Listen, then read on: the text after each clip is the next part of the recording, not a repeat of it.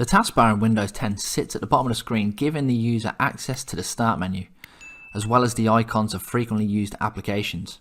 If you want to add applications to the taskbar, you can go into the Start menu and you can right click on an icon or an application, more, and you have the option to pin to taskbar, and you'll see that icon will now be added to the taskbar. You also have the option as well, if you want to drag an application from your desktop directly down to the taskbar, and you'll see you'll be able to add it there.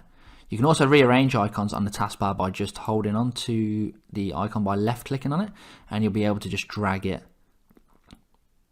left and just place it in which order you want.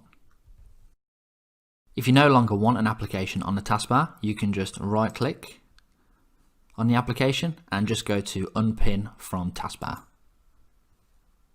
If you go towards the bottom right hand corner of the taskbar, you'll also have the option to move a number of icons from the status bar and bring those onto the taskbar as well.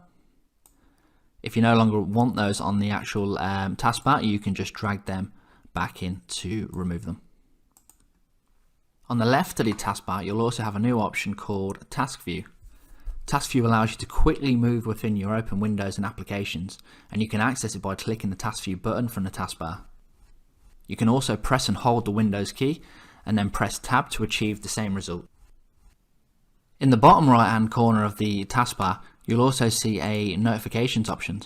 So here you'll have a number of different options for screen snip. You can go to different settings, you can go to network settings as well.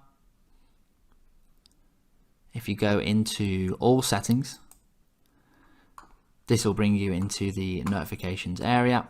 So you can just go into system, notifications.